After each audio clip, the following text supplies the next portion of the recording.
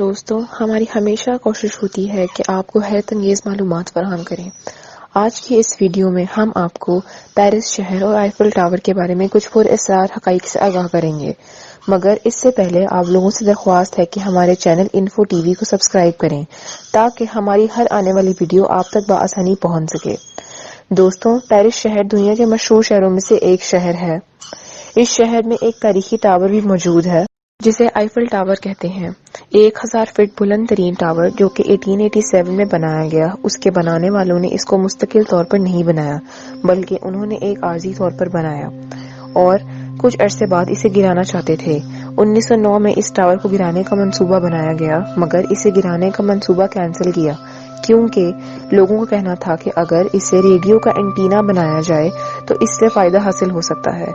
ایک مرتبہ پیراشوٹ کی ایجاد کے لیے بھی استعمال کیا گیا جو کہ ایک ناکام منصوبہ تھا اور وہ آدمی جو تجربہ کر رہا تھا اس کا پیراشوٹ نہیں کھلا اور وہ گر کر مر گیا۔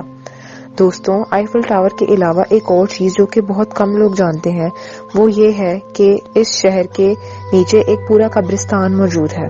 اس شہر کے نیچے 60 لاکھ انسانوں کے ڈھانچے موجود ہیں۔ اس کو کیٹاکومبس آف پیرس بھی کہا جاتا ہے۔ یہ دنیا کا خوبصورت شہر ایک قبرستان پر آباد ہے۔ دوستوں، آج ہم آپ کو اس کی اصل حقائق بتائیں گے۔ دوستوں، جب پیرس شہر مشہور ہونے لگا تو دنیا بھر سے لوگ پیرس کا رخ کرنے لگے۔ پیرس شہر لوگوں کا ہب بن چکا تھا۔ جوں وقت گزرتا گیا لوگوں کا آنا جانا بھی زیادہ ہونے لگا اور لوگوں کی اموات بھی زیادہ ہونے لگی۔ 17 سینچری میں پیرس میں لوگوں کی اموات بہت زیادہ ہونے لگی۔ مرنے والوں کی تعداد اتنی زیادہ ہو گئی کہ لاشیں قبروں سے باہر نکلنا شروع ہو گئیں اور شہر میں عجیب سمیل آنے لگی اور لوگ اس سے کافی تنگ ہو کر بیمار ہونے لگے۔ حکومت نے فیصلہ کیا کہ شہر کے اندر لاش کو نہیں دفنایا جائے گا مگر ایسا کچھ بھی ممکن نہ ہو سکا۔ بعد میں پیرس میں بارشیں شروع ہوئیں اور لاشیں قبروں سے باہر آنا شروع ہو گئیں۔ ان کے پاس لائم سٹونز موجود تھے جو کہ 200 میل ہیں۔ انہوں نے تقریباً 60 لاکھ لاشوں کو وہاں منتقل کیا۔ اس کام میں کافی ٹائم لگا، تقریباً 2 سال کے اندر یہ کام مکمل ہوا۔ اس کے بعد لاشوں کو وہاں منتقل کیا گیا۔ اس کے بعد جب فرینچ ریولیوشن ہوئی تو اس میں بے انتہا لوگوں کا قتل ہوا۔ سب لاشوں کو اس شہر کے نیچے سرنگوں میں منتقل کیا گیا اور قتل ہونے والے لوگوں کو بھی وہیں دفنایا گیا۔ ان سرنگوں میں ہڈیوں اور کھوپڑیوں کو ایسے ہی نہیں رکھا جاتا تھا بلکہ انہیں ایک خاص شیپ میں رکھا جاتا تھا۔ یہ سرنگیں اتنی لمبی ہیں کہ لوگ جاتے ہوئے راستہ بھول جاتے ہیں، اسی لیے اس میں باہر نکلنے کے لیے سائنز بنے ہوئے ہیں، لیکن پھر بھی لوگوں کی حیرت انگیز کہانیاں موجود ہیں جو راستہ بھول جاتے ہیں۔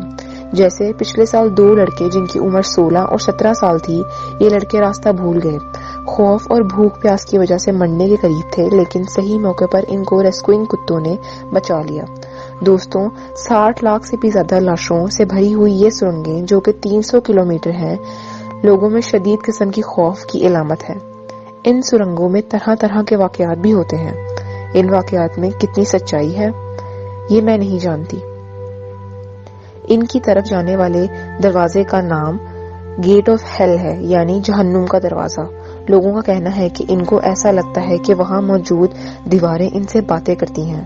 2010 میں بھی ایک ایسی ویڈیو سامنے آئی جس میں ایک آدمی چلتے ہوئے غائب ہو جاتا ہے۔ یہ بھی کہا جاتا ہے کہ بعض شیطانی لوگ اس سے ہڈیاں چرا کر اس پر جادو کر کے شیطان کو خوش کرتے ہیں۔